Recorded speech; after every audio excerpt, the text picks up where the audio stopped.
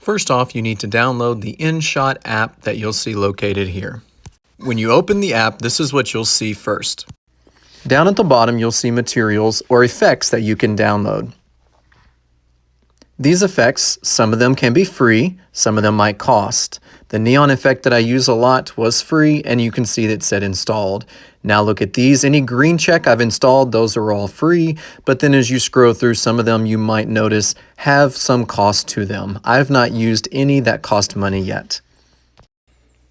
So let's go ahead and click on video to make a new video, and then the word new. It will then take me to my camera roll and all the recordings that I've done so far. When I click on those, they come with a check, and then if I wanted to add those, I would hit the green check at the bottom. Now, besides videos, I can also add photos by clicking at the top up here. I can, of course, click on those photos that I would like. They will then get a check mark, and I hit the green to add. Now, everything that I've selected has been added here. What I'd like to do now is just show you some tools that I use quite often at the top. First off, the music, the sticker, the text, and the split screen are all great things to use, and I'll use them quite often. One thing I'll show you real quick, which I have to do most of the time, is get to the point in my video when I want to start it.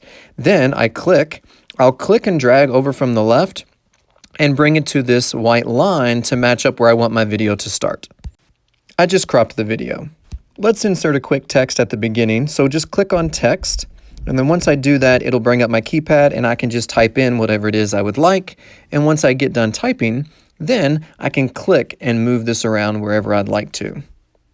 Now I can change the font if I want just by clicking here, and it brings up all these different font options that I could use. Now let me just click to make this new font a little bit bigger. And once I get it exactly where I want it, I'm now going to hit the check again. It takes me back to my original screen and lets me see where it's at. If I click up here at edit, I can change maybe the color or the font. I can go back to this and change it any way that I need to once I'm done. Maybe I might click here at border and change the border from red to black. Now it looks more like Batman. Now I'm going to click and move it in a good spot here just to try to get it where I want it to be. Another cool thing that you're noticing is I'm doing all this while my kids are in the background still talking and stuff.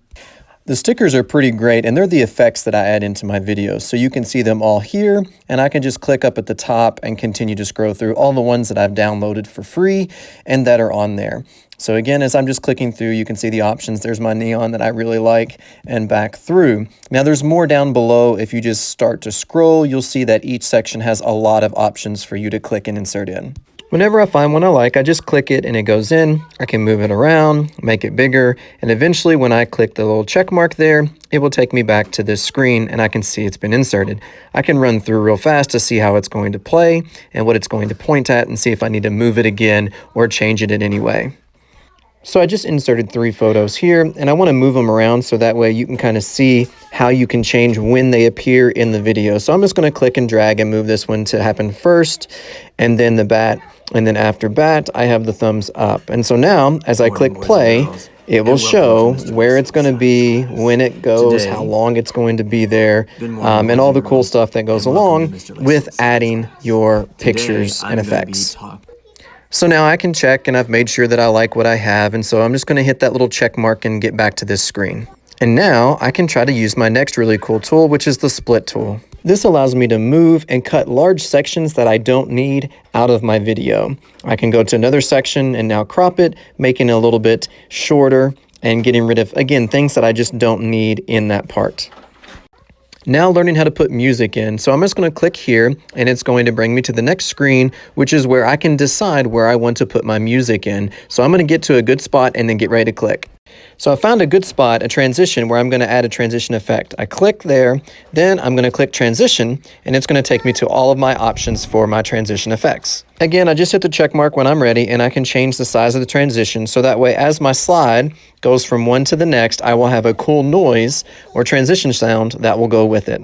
I can also record myself talking by just clicking here, letting it count down, and then I can say things and it would record it. I could also record sounds if I wanted to.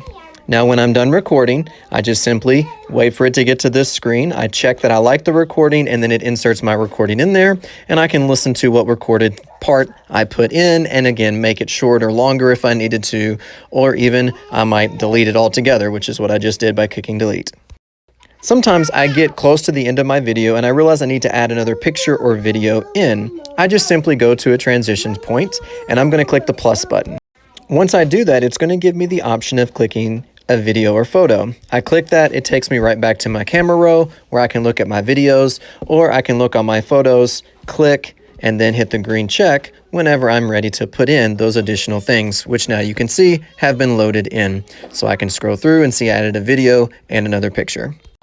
All right, I've got everything in there. I want to see the whole thing. I'm going to click and hold down and all of my videos come up. I can now click and begin to move. Maybe I want that picture to be in a different spot than it was, or I want that video to also be moved. I can move whole sections at a time if I'd like to. So I want to go up to the top now that I'm pleased, and I'm going to click here and then click save. Now when I do this, it's going to take a very, very, very long time to load. It is also important that you not get off of this screen the entire time that it's loading. If you do, while the video will be saved, it will not upload, and therefore it will not be uploaded to your photos, which is what it'll do at the end, and it will not be uploaded to wherever you would like it to be uploaded. So let's make sure that we do that. I'm going to go ahead and stop this one so you guys don't have to sit through that. If I don't have enough time, up at the top left, I'm going to click back, and then it's going to ask me to save it as a draft. So that's what I'm going to do. I'm going to save it as a draft. Now let's say you did wait the whole time, it played a crazy ad at the end, and it did save your video. If you just simply go into your video files, you'll see that it is the most recent saved file that you have, the entire video with all of your effects and everything.